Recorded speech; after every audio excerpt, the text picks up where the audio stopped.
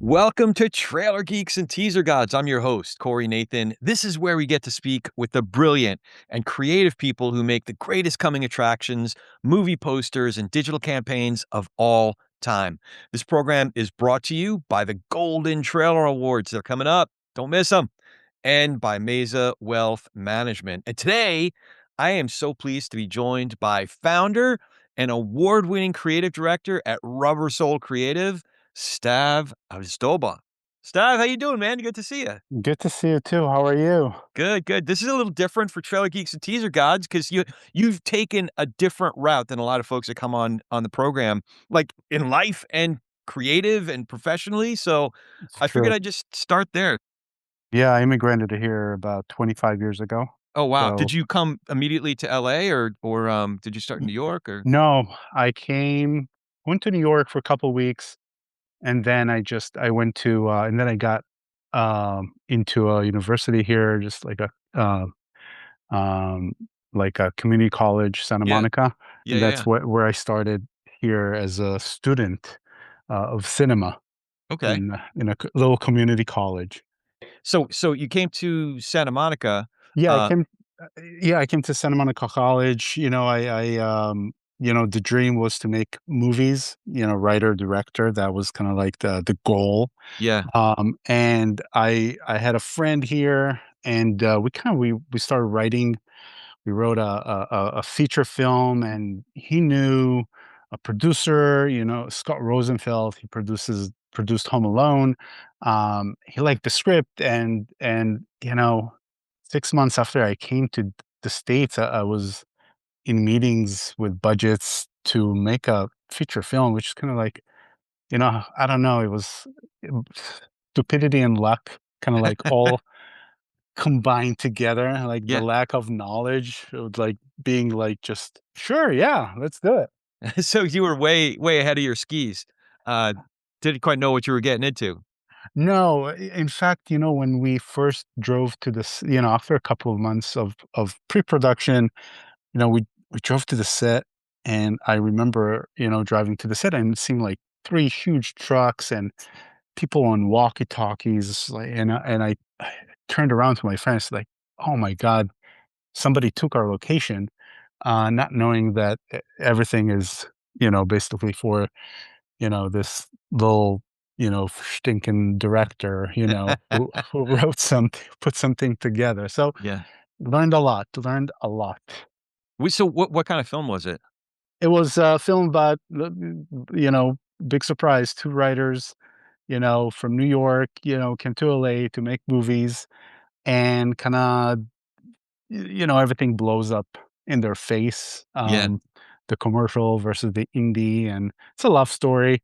A bunch of, actors that are now now in the sphere of acting. So it was a really good experience. Learned a lot. And then is that something you wanted to continue doing the feature route, or did you have your mind set on going a different route? No, at that time, definitely, the route of writer director was, like the the one thing that's I wanted to do, and that's it. Mhm. And we're lucky enough to get, 6 months after we wrapped that movie, and the movie, went to the usual, um, whatchamacallit, Like festivals and stuff like that? festivals, I think you can watch it on Tubi or so, I'm not sure right now, but it was on HBO Europe, and Okay. it went to different places. Showtime at the time, when Showtime, was Showtime. So we got some deals, but, 6 months later, I mean, the same producer came to us and was like, "Hey, there's a financier who wants to make another movie, but it has to have a kids and a talking dog." Um, so I'm like, "All right, yeah, we can make a kids movie," unbeknown that it's gonna be probably the most difficult thing that I've ever encountered. Not the talking dog or the kids. It was also, we shot in Florida, Fort Lauderdale, for like 3 months in the summer. It was brutal. Oh, But so you ended up doing that movie? yeah, we ended up doing that movie. Uh, I mean, it's not the best movie in the world, to say the least, but I've learned the most on that movie. You know what exactly what not to do and what I really want to do.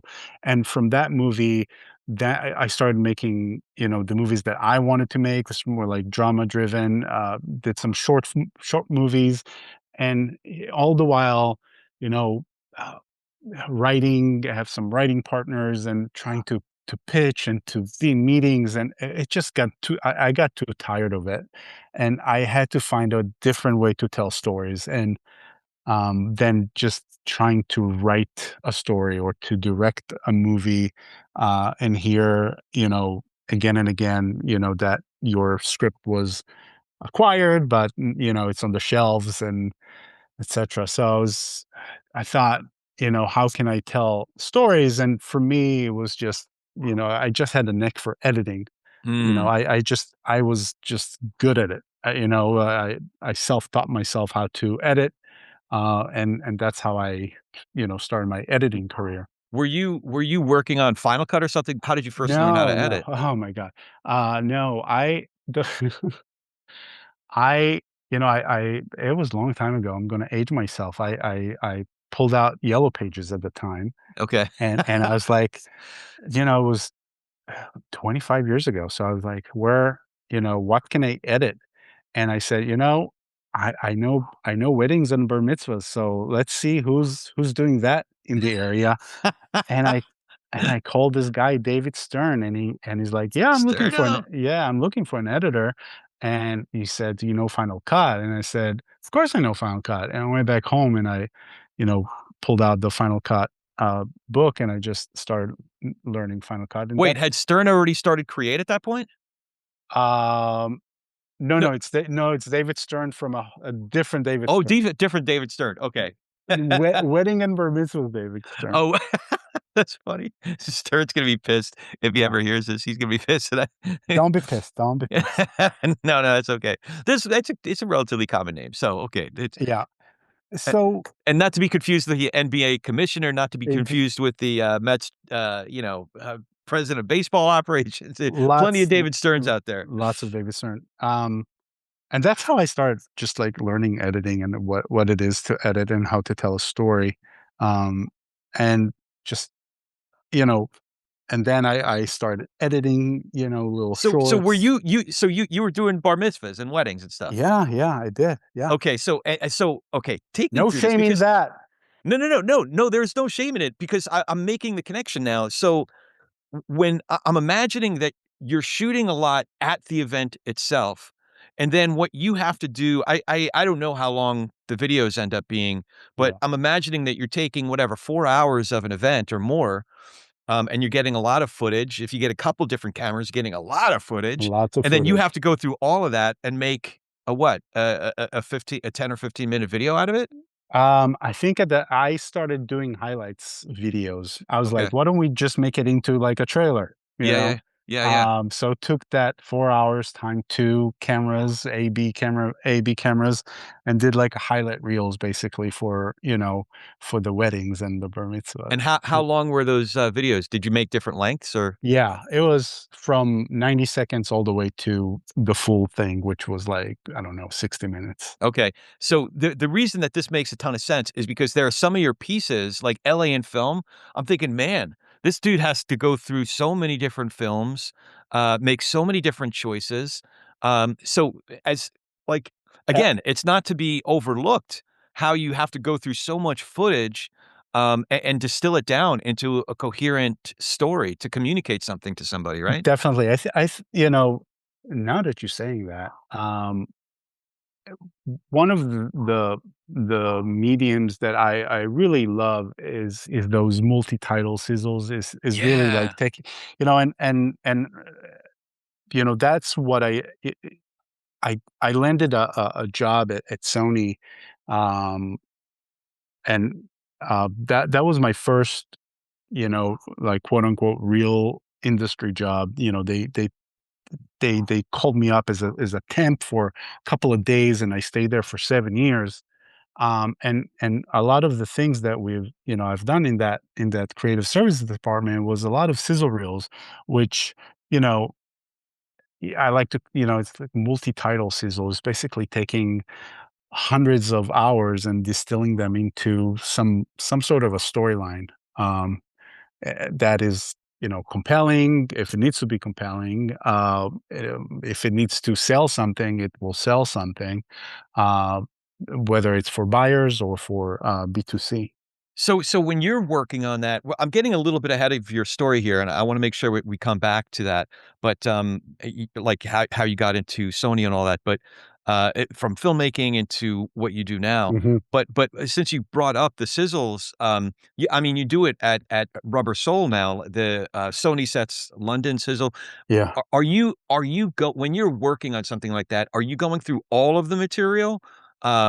There's so many different titles and in some cases, literally hundreds of hours worth of material. Yeah. So, with from what I'm doing right now with Rubber Soul, I'm overseeing all of this. Okay. I'm not actually on the cutting end of things. I'm the creative director, Yeah. overseeing, the editors and the AEs and the writers. That is, but I will definitely go through footage, and if I need to pull some great audio and some great visuals, I'll hand it over to my team. Yeah, yeah, yeah. So so you okay, so help me make sense of Yeah, the you were making film, yeah, what aspect of it did you just feel like you needed something more steady and that, income-wise, or that you just started gravitating to the editorial and that you just decided, that one way or the other, you're gonna start focusing in on strictly editorial? How did that transition go for you from making film about a talking dog? yeah. I Yeah, think, I forget who said that, it's about, you know, um, I was following my passion for a long time. yeah. And then I decided to, follow what I'm good at, Mm, which is totally two different things. My passion would be, if I ever write a book, but what I really want to do is direct. That would be, you can be a surgeon and in LA and they still, they want to be yeah, a director. Um, but I knew that I'm good at distilling, um, stories into very short segments of content. yeah, And because when I did the feature films, I also was the editor for the trailers, and that's kind of like how I started to really like learning the trailer ask of the business. Um, so it was just a natural thing for me to do. At the same time, I can tell you that, you know, the the film industry, even at that time, was just grueling. And I didn't want to be just chasing the next, meeting in Hollywood. I did want to have, God forbid, a source of income, yeah, and a steady, job, and still make, and still be passionate about it enough that I wake up every day and I'm enjoying what I do. Um, Even though some days it's harder than others, depending on the phone call you're getting and on the notes, that you're getting, and who you're dealing with. But you're still in the space of storytelling. yeah. What's funny is I look back now and when I was in my 20s, I thought a lot about I thought a lot about what I really wanted in life, and part of what I knew I wanted was to, find a partner, and, I was fortunate to meet the girl I'm still with, when I was 22 years old. Uh-huh. I also really, really wanted to have a family, um, just as much as I have these, avocational pursuits and passions, of story. I was in the theater scene, I was producing some Yeah. independent film in my 20s, but I it wasn't like one had to be at the expense of the other, but sometimes you do have to make choices. Yeah. I think I've told the Mhm. story before where I was with this ensemble and we were doing some great theater in Hollywood, and some of the folks were breaking away and doing their first film projects. And there was this great production of Hamlet that we were doing. Um, and Chris Thornton, who a lot of folks would recognize, he's on the latest season of The Pit. He was on the last couple seasons of Lincoln Lawyer. Um, he a wheelchair-bound actor, but he was the most talented actor out of this whole ensemble. He was playing Hamlet. He was in the chair and just moved beautifully. It was one of the most brilliant Hamlets I'd ever seen.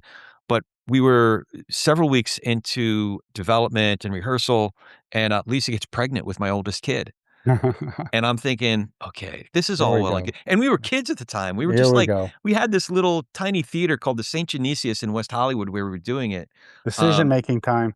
it was, man. I love the people, I love the play, and I knew the production was gonna be great, but at the end of the day, St. Genesius isn't even there. Even when it was, I think it was maybe a 50-seater, and I'm thinking, "Ugh, as much as I hate walking away from this, I we're having our baby. We're becoming a family, I gotta, like, grow up, you know?" But I still regret having left that production, to be honest with you. I hear you. No, I hear you. I mean, you know, as now that I have kids and you're thinking about your immigrant experience that I had, in my mind, failure is not an option, Yeah, right? So I just had to adapt to, how I can sustain myself, how can I build a family, and at all the same time understanding that, I still want to follow my passion, which is film and TV. And, so those those were the thoughts that were, in my brain yeah. as I was transitioning from, you know, leaving the film world, the directing, dream job behind, and coming into the editorial, creative directing, into owning a business of basically, having like an AV agency. So take me through that. So you had a pretty good run over at Sony, 7 years at Sony. The Sony Pictures on the television side, right? Yeah. Yeah, yeah. Yeah. So how did you was the gig that you had before that, did that lead directly into Sony or No, no, it was it was completely different. I literally just applied online Oh, I was just like sending my resume. I got a call, they put me as like, "Hey, we have a couple of days of somebody that needs to be in the chair instead of somebody else. Can you do it?" I said, "Sure, no problem." You know, first day, spilled coffee all over the person desk, kind of ruined it. And like I said, like, staying there for 7 years, and so it was just, I think the idea of I'm coming here earlier than everybody else. I'm mhm. gonna leave here later than everybody else. I'm gonna do the best work that I can do, um, using, whatever talent that I have, editing, telling stories, and I think they saw either the dedication or the talent or whatever it is, and they just kept me on, and So kept when me. they first brought you in, was it to specifically to edit Yeah, or just okay. yeah. And then you ended up staying there for a really long time and developing into like a man who wears many hats, like doing Many a lot of stuff for them, right? Yeah. So, started as an editor, and as time went by, we people came in and came out, managers came in, left, um, and then, a guy, Jim Vocera, Oh, yeah. Jim He's a Vocera. legend, dude. On the Yep. broadcast side, he's an absolute legend. Yeah, from NBC. He came, Yeah. and he was my boss for 5 years, and, he kinda, taught me the how do I say it? The rigor of marketing, Yeah. what it is to make a great 30 and a great 15, and, when when people, either scroll their phones, what is the last thing you want them to remember? And he, was pushing me into being more of a leader over Yeah. there.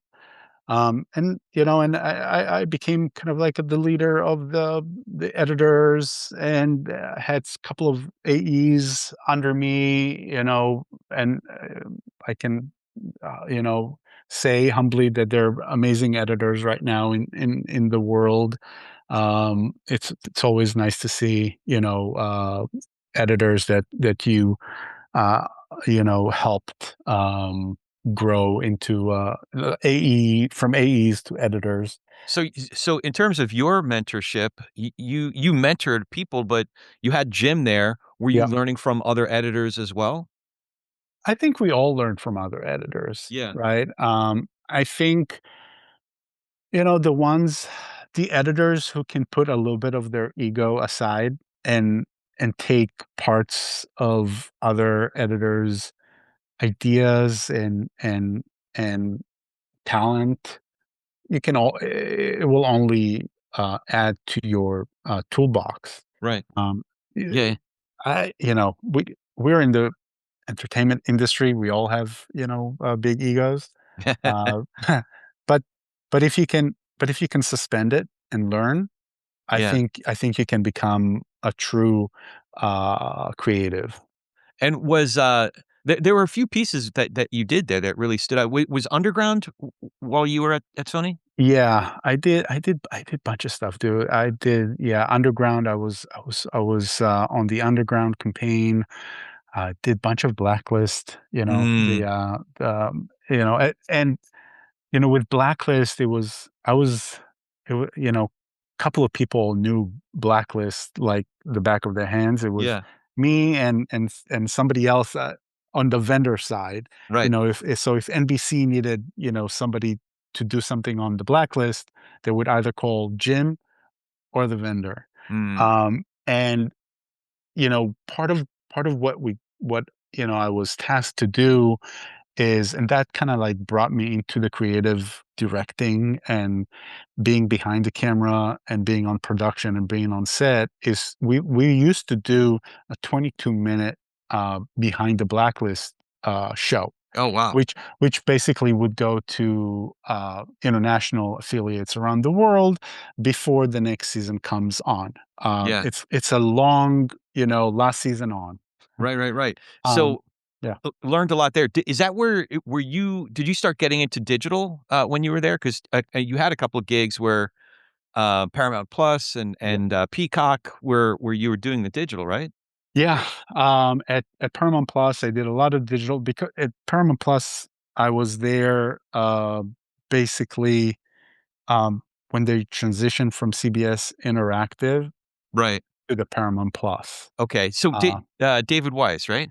David Wise was there. Yes, Yeah. exactly. Yeah. I'm a longtime friend with David. It's that time of year again when we're all thinking about the upcoming Golden Trailer Awards on May 28th, and it'll be here before you know it. The program book for Golden Trailer Awards 26th annual is your opportunity to reach the people who matter most: studio teams, marketers, and industry leaders shaping the future of entertainment. Advertising a page puts your brand directly in their hands while also supporting one of the industry's most creative and celebrated award shows. For availability and details, please contact their sponsorship director extraordinaire, Rebecca at goldentrailer.com. That's Rebecca, Rebecca, at goldentrailer.com. Did you get introduced to the digital side when you were at Sony? Um, I don't think so. Not at the time. So No. how different is what you're creating from sizzles and promos, the Jim Visera world, Yeah. to what you ended up doing at NBC Uni and Paramount Plus? I think, overall, I don't see it as like, really different. I Mhm. mean, it's different mediums and it's different approaches to, at the end of the day, what you're gonna see. But I I always approach anything and everything as a storyteller. Mm, Um, so whether it's a YouTube piece or a TikTok piece or it has to go on Instagram, you have to attract different audiences and use different mythologies or however you say it. Um, but if you start from you know the story and what you're trying to convey, then then you'll be able to basically put it in those different mediums. mm, That's how I approach it. right. Um, you know, Do yes, you get intel on, like, information on the audiences, whether it's the target audience that it's meant for, or like you said, TikTok is a different audience than, ab Sunday afternoon watching Masters golf, right? yeah, so absolutely. As an in-house, you always have the luxury of being on those meetings, Mhm. where you talk about the buckets and you talk about the audience and you talk about who's going to watch it, and if this is action, so we need to target this group, but these are Gen Z, so let's target that group. And yes, and different groups will get different ideas of the product. But like I said, at the same time, you know, when push comes to shove, you still need to tell some sort of a story. Um, so, but on the vendor side, I'm always trying to push to get those messaging or those, who's the audience, Right. who are we making it for and why. So just as an example, how might you change what you ultimately deliver, depending on the audience? So if it's if it's a Masters, golf tournament audience versus a, Gen Z TikTok audience, like what would you do different on what in terms of obviously, like, you're doing a different length of video, but, like, are you emphasizing graphics, like, different, sound, and music choice? Like, what how do you do different?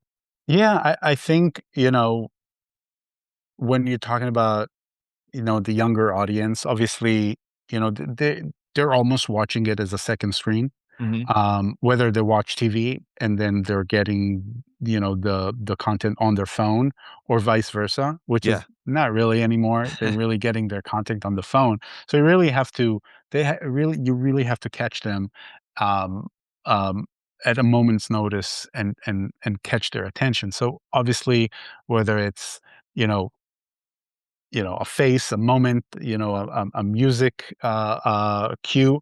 Music, not so much because again, you may not even listen to music, Right. you know.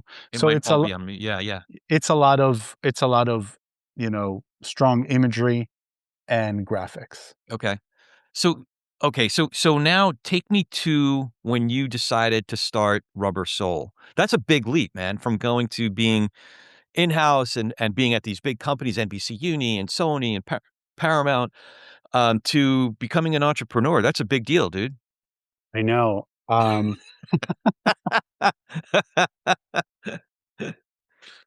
Man, I I decided. I'll just give you an example. I decided to leave Sony when my wife had our third kid. I was at the deli, by or the store by the hospital, and she just had the baby, and it was 7 years. They changed the team again, and I like they killed all my favorite characters. Um, so you know. And I told my wife, I said, I don't, I think I want to do something different. And I called them up and I said, I'm leaving. And that's it. And again, it's the idea that you have no other choice but to continue to grind, continue to move forward, and and and trust. that, you know, your craft is going to be the great equalizer, and that that if the work is undeniable, then the room will eventually open, Mm. and that's when I decided that I'm going to start my own company. It was a slow start, slow burn, slow burn, organically grown. Obviously, I had my great relations at Sony at the time, and I knew that I can do some great work for them, and you know, hopefully, that you know they'll see how much I care about the product and Yeah. how much I obsess about the work. It will maybe um, it will overcome the idea that I'm an outsider, in a sense, Yeah. because I didn't grow up in the industry. you Yeah. know I never I don't have I don't have the names and I didn't work with the greatest creators in the vendor world. I didn't grow up under a David Stern, or you know, it was just the idea um, that I can build a reputation, you know, on taste, on judgment, uh, on restraint, and like I said, the work will open the doors.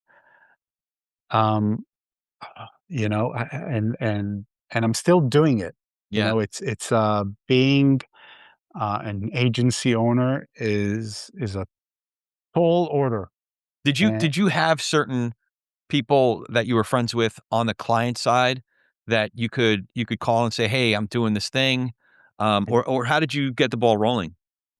I didn't. I knew a couple of people at Sony, Mhm. um, and I was really good at doing, for many years at Sony. I was kind of leading and being a big part of LA screenings, which is the event in May that all the buyers from all over the world come to Sony, and they watch shows and trailers. And I was really um, uh, um, deep in the trenches Yeah. of it. So when they knew that I'm not at Sony anymore, but I can still do the work because Right. there was still a need, and knowing the Sony world so well, and the characters and the shows. So I was an asset, that can make things hopefully really good, Yeah. fast, and know their voice. Something I noticed was, when you get on a title, Only Murders in the Building, For All Mankind, you deliver a lot for that one title, right?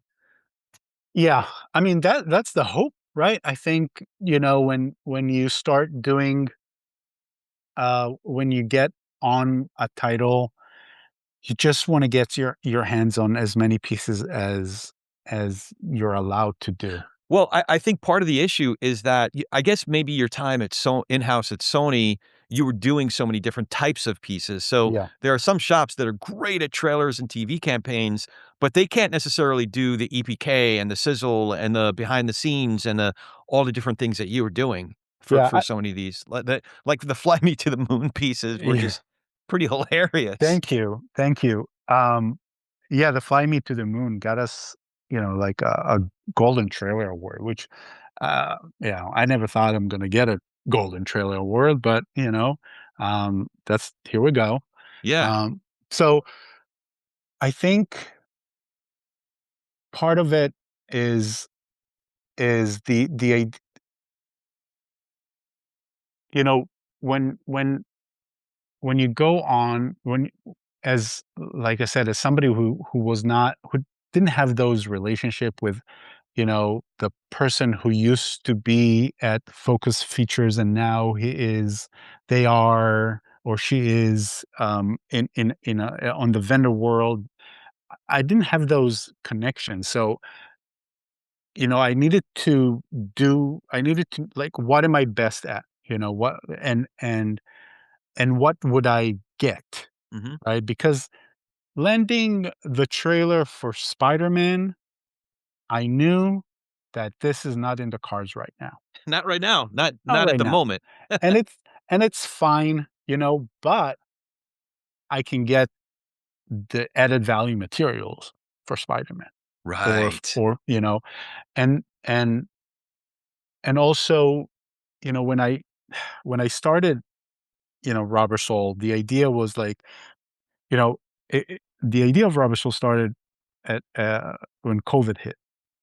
I was gonna say, man, Yeah. right when COVID hit. Yeah, right when COVID hit. Um, and I knew that this influx of content and jobs, like the people would have like 3 jobs at a time, Yeah, at the COVID era. Everybody, just streamers, studios just poured money to create more content. I kind of knew that we're going to get to 2024, 2025, 2026, and all of a sudden, we're seeing how the industry is right now, which is, we've seen better days. So in the back of my mind was how do I create an agency that can compete in this space? And for me, it was just to create an agency um, that can work with budgets yeah, that maybe others wouldn't take. And it's not to say that you're the cheapest psychologist in the area. Is just to be the best at what you do, to have senior level attention on every cut and every piece, whether it's a BTS or a multi-title or a promo or even a trailer. You know, I like to call it boutique by design, not by limitation. mm, It's going around and trying to gather money and from firms and VC firms. I think it's hard, but it's also easier. And I just didn't want to go that route. yeah, I just wanted to see you know how can we capture that creative quality without um, without having so many decision makers that dilute the work. right. That's So there have been so many moments in the history of entertainment advertising when there were pieces or parts of the business that were overlooked, they didn't get the A-level treatment from the A-level shops. So it sounds to me like your proposition is similar to like when Neil and Joel really opened up home entertainment back mhm, in the day, late 90s, early 2000s. It was an area where the theatrical shops at the time, it was like Cimarron and Farm was really kicking into high gear, and Trailer Park, the first iteration of Trailer Park was kicking into high gear. Intralink was still around. These guys weren't necessarily looking at home entertainment as like, "Oh, yeah, I wanna be in that area." Whereas Neil and Joel, and Sue Rosatka when she was at Aspect, these producers were like, "Oh, no. We're giving A-level treatment because this is a growing, segment of the business." Same thing with, Tom Grain to this day with Mob Scene. mhm, He identified, behind the scenes, yep, there are others that were doing it, but he took it to a whole other level and got ab these titles. So it sounds to me like there are creative executives that have parts of campaigns that aren't necessarily the big 2.5 minute trailers in the theater, but they're just as important for various reasons. And you're giving that theatrical trailer level love to, the special shoot with Steve Martin, and, Yeah, you know, and that's exactly the point, it's that you're just putting your 100% attention on maybe the part of the, marketing of the film that either you don't wanna like, other people don't wanna do it, can't do it, the budgets are not there for them, yeah. and for me, like, it's not that I'm competing on price, I'm competing against the commodi commoditization, you know, of great creative. Mhm. I there's a lot of, maybe, like, cheaper and fast and good enough, work, out there, but, um, this is not what we're competing at. We're competing at what is how can we take this budget and make it an A-level creative? Mhm. Yeah. It's good stuff, man. Always identifying a segment of the market that's being underserved, and then delivering, really delivering for those clients on those parts of campaigns and projects. So Yeah, good for you, thank man. thank you, and, you know, delivering to the clients for me means, delivering to the audience, because that's everybody just wants more eyeballs and more, m audience Yeah. on those creatives, um, it doesn't stay here, so, you know, part of the training as an editor back in the day is always thinking, like, "Who's watching it at the end of the day?" You know? Clive Bailey said something, very similar to me a long time ago. He's the B in BLT. He said, we're not trying to sell a poster to a creative executive. We're trying to help our friends, sell their movie, Yes. to large audiences. So Yeah, it's a subtle difference. We're not trying to sell your trailer to, a client. You're trying to help your client open a movie or I launch a TV show. yeah, So, and I think, those added value materials that will, most likely will either be on YouTube um, or sometimes, if there's a DVD releases still, etcetera, those can bring audiences to the theater. yeah. I've we did some um, BTS stuff for Caught Stealing, um, the Darren Aronofsky movie, and I got multiple messages that said, uh, again, not to toot my own horn, it's just in general, is like that piece made me want to go and watch the movie. Um, so it's not just the trailer who will make you wanna watch the movie. It's actually those longer pieces, Yeah. that's stories that will resonate with audience and like, "Oh, wow, they do all those stunts by themselves. You I know, wanna go and watch it." actually, to your point, I oh, when I was watching the interview, versions of Only Murders in the Building, Yeah, I know there's all these stars, so just, seeing the Selena and the Martin Short and the Steve and the guest stars, the cameos and stuff, I should want to see it, but it wasn't until I actually sat down and watched your pieces, thank you. those interviews with them, and, you focus on Selena and, the I'm like, "Now I really wanna see it." It's funny. Okay, I wanna take you through some, Yeah, big picture questions. okay.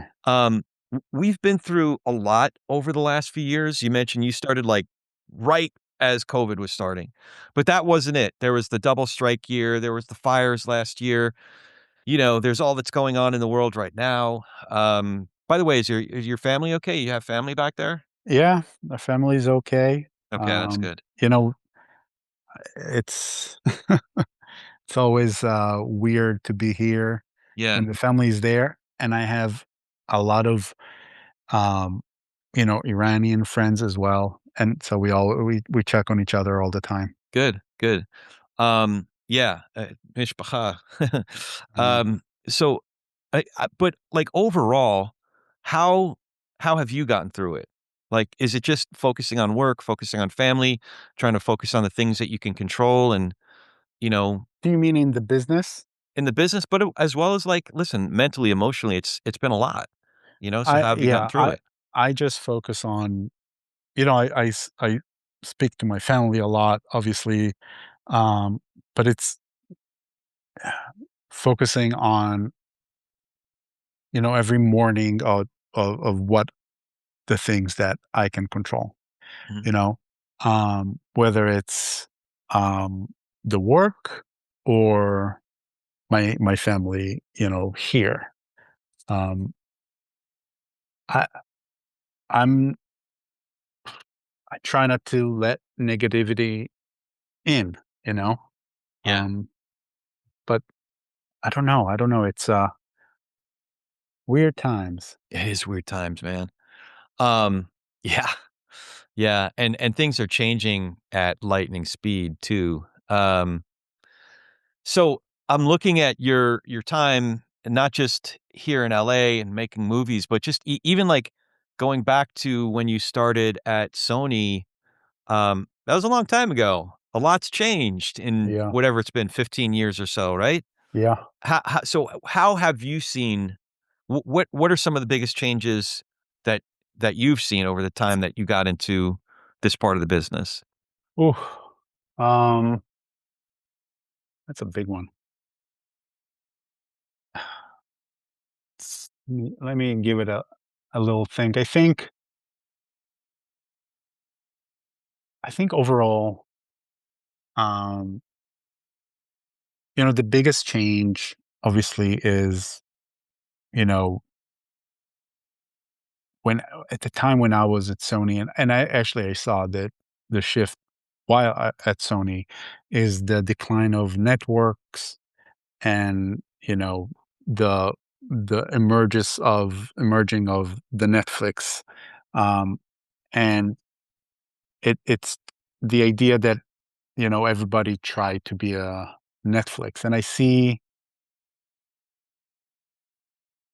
how basically audiences are shifting their attention and what they want to watch, on, on the streaming or on the networks. Yeah, yeah. So the idea is to, to work on what's happening, and stay, stay relevant that way, as opposed to trying to hold on to what was relevant 10 years Yeah, ago. yeah, I mean, obviously you can't, obviously if you are, you know, in this business, um, you kinda have to change all the time. Mhm. Um, you have to adapt to the mergers and where the content is and what the content, is going to be. Obviously the big one is obviously AI and where's that is going to take us. I personally believe that, uh, at the end of the day, there's going to be premium on human, um, uh, content, Yeah. but maybe I'm an optimist, so who knows? I have this conversation almost every day now. I Yeah, gotta have Greg Harrison back on the program, because he's taking quite a lead in working with different AI platforms and tools, but also articulating for other creatives on what's happening now, how uh, creatives can incorporate the different tools. But yeah, I'm having this. I'm way over distilling it, but what he always says is human in and human out. yeah, Um, and to understand what is uniquely human and what can't be replaced in that human experience and human connection. And obviously, I just realized this in a conversation yesterday with a good friend. Uh, the relationships. This has always been a relationships are the basic currency of the business, Yeah. and when a creative executive has hit a bump in the road on a really, really important campaign that they've been assigned, they don't think to themselves, "Oh, I have to pull up my friend Claude." You know? No, like, they just dropped their kids off at school, and they're thinking, "Oh, god, I gotta call my friend Stav. Stav has to help me through this. Let me talk I to my friend Stav, and he'll,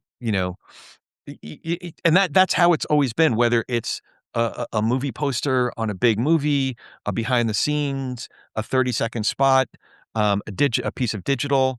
Um, every creative executive I know, when they're coming out of those meetings, they're thinking of the people they have gotten out of that they've been in the trenches with, yeah. you know? So that's a good thing. It's not to say AI isn't happening.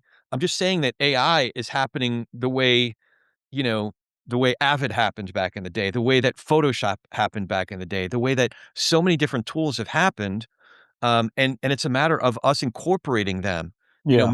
I was talking to somebody on the print side, and they were just entering the business as Mac was really dominating. And there were some artists who just insisted on actually cutting and actually pasting. And, it's like that's good because they have a tactile understanding of what the tools are for, but the tools help them do the tools were meant to help in that process as opposed to replace somebody or. Yeah, Um we're using AI for conceptualizing, for uh, uh, conceptualizing, um, like conceptualizing like a stage, or where and how a content would look like on different in different environments, um, for instance. yeah. But like I said, I think, you know, a- AI will be more and more prevalent in our lives, and I think what we'll find out is that, like you said, that phone call from an executive, like, "Hey, we have this campaign. I need some help." Mhm. And hopefully it will be somebody like me versus somebody like Claude. Right, right, right. Alright, I'm gonna ask you some fun questions. Okay. Oh Um, my God. Okay. Here we go. Favorite campaign or piece of creative advertising? Not necessarily your own. Oh, Jesus. I don't, I, these are the questions that I stumped you, man. I put you on the yeah. spot. I didn't tell I you I was gonna ask you. remember, okay. I remember there's one piece I remember. I really liked it. I think it was The Strangers. It's a horror. It was a horror trailer, and they used a piece of music. I, I think you're alone now. Okay. Um, and, and Counterintuitive, right? and it was just like, it was the best. It was just funny, and it was just so on point. I was Yeah, like, "Oh my god, that's a brilliant piece of thinking of how to, okay, it's a horror movie, great, right? yeah. But how do we cut Think through the you're noise? Because alone that's now. what that and there's and the killer and somebody's like, they're sitting in the car together, and that's the shot, and the Yeah, the music starts, playing. Forgive me, whoever did this, I may mischaracter, but that's the image that I have in my brain about the trailer, and I just liked it. I just like, "Oh, this is I wh why I didn't think about that." yeah, yeah, yeah. It's the thing that kinda comes to your mind. Speaking of music, I meant to ask you on, Underground, Mhm. did so there was so much music packed into, that piece I watched. Was it, there was Hamilton, there was Rise Up, there was Yeah. so did the so you didn't have to license that, did you? Or did the project already came with it? No, I don't really remember if the project came with it. I don't think the project came with it, but this may not be, this may have been a B2B. Oh, okay, And okay. if it were to be a B2C, it would probably, they look at the bill and Yeah. the shock and be like, "Nope, Right, right, we right. need library." Yeah, yeah, exactly. Okay, so now, if you're giving advice to someone just like you that came here, maybe from another country or, they're 20 nothing years old and they wanna have I don't say successful because that's kind of generic. Yeah. I say a fulfilling, enriching career. What kind of advice do you give that person?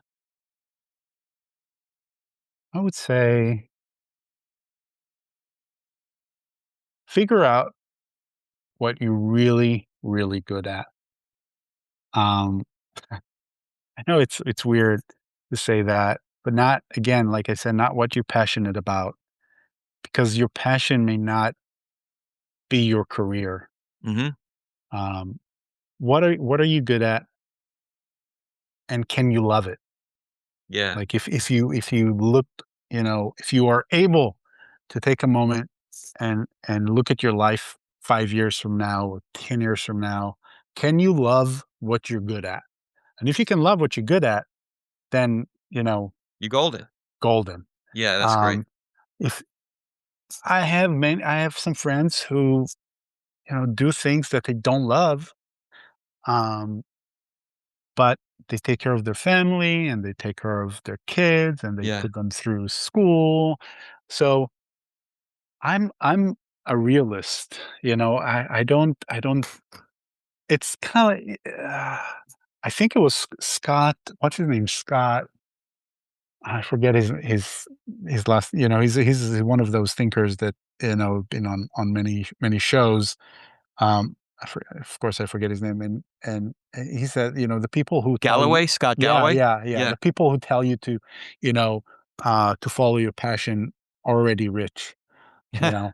So I will never say follow your passion, Yeah. if even though, and I'm the exact, um, you know, category for it because I followed my passion, which is basically leave you know, my country and my life and come with nothing, and wanted to like be a filmmaker and and realizing that I just need to do what I'm good at.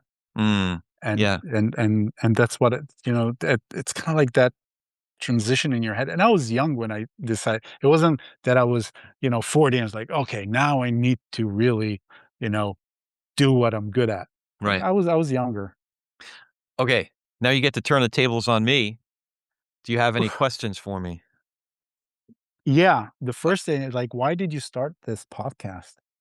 Because nobody's told this story before. There were articles in newspapers and magazines here and there about the trailer industry. They usually got it completely wrong. They made it all about the voiceover guys or something like that.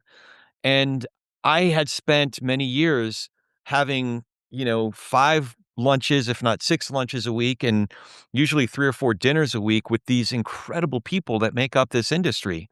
That was my job to meet people, get to know people, befriend people, nurture relationships with people, and hear their stories. And their stories, there are so many intertwining stories. Individual threads that wove together like this beautiful fabric. I Mhm, saw that beautiful tapestry of what made up the entertainment advertising industry, and that story hadn't been told. So the very first podcast I ever listened to wasn't that much longer before I started this podcast, because I literally the very first podcast I listened to, as a producer, I was imagining stories and conversations that could be told, and for all intents and purposes, it was a Mark Maron episode. I forgot who he was interviewing, but I was already imagining sitting down and having the conversations that I'd already been had, just mm, like you and me. We met for yeah, lunch, at, yep, at LA Live. Um, and having something very similar to those types of conversations, so that when you hear the story of Barbara Glazer, you hear the story of Benedict Coulter, you hear the story of prior generations, Joel Wayne and these legends, yep, um, and now the new legends, um, you know, uh, just I couldn't wait for the individual stories to be told and then to get into the work so that the next generation can also hear it like, oh, that's how you break into the industry. Oh, those are some of the things that you can do once you get your first gig in order to go from runner to assistant editor to producer to, you know, so there was just so much that could be done by having these conversations and to invite others in to listen in on these intimate conversations. So, yeah, I'm y definitely glad you did this. yeah, Because I don't think I would have, that kind of outlet to, to tell my story. yeah, yeah, Because it's a different, maybe a different story of, how you can break into the industry. yeah. Um, but it's all of our stories, It's all of your you stories, know? and, you overlap because of your time at Sony in particular, but I was really excited to have you in because it's different. Yeah, There's a lot of people who their stories are similar and, they work together, and we have a lot of the guys from AV Squad and Buddha and Motion and yeah, Bond and all wonderful people from, Aspect, all these great companies, uh, but you're an independent, man, and I kinda dig that. thank you. So I was excited to because, one path is not the only path. Everybody can carve out their own, their own way of doing it. So Yeah, I was, sometimes when you don't get your dream job, you just have to create it. that's great. That might be the title of this episode. That's awesome. All Uh, right. So speaking of your dream job and creating it, how can folks find you online, get more information about Rubber Soul Creative and all the great work that you're doing? yeah, I think everybody's on LinkedIn, so if they just put Rubber Soul Creative on LinkedIn, or, put my name, Stav Ozdoba, or just go on rubbersolav.com. The soul is SOLE. Yeah. Not to confuse with the Beatles, Rubber Soul, which Yeah. is, one of the, best albums, ever recorded. Yeah. I think that's, like, my cell phone is all over. And just, you can email me or call me. I'll put it all in Um, the show notes too. The links will be in the show notes. So yeah, I mean, I'm excited.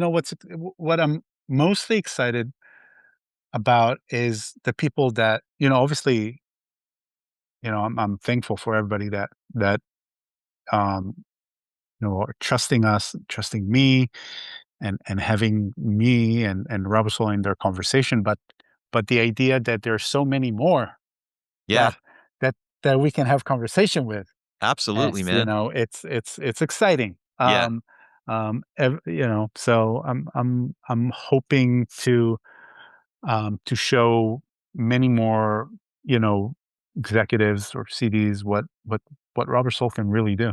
absolutely.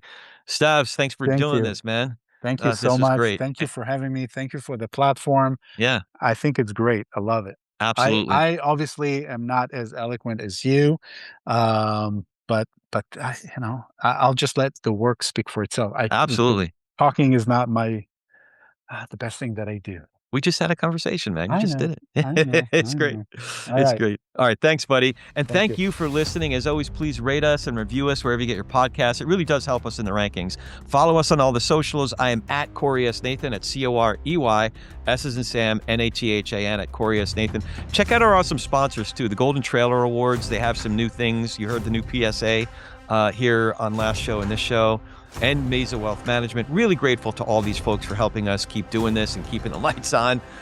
Thank you for joining us. Now go do some inspired work.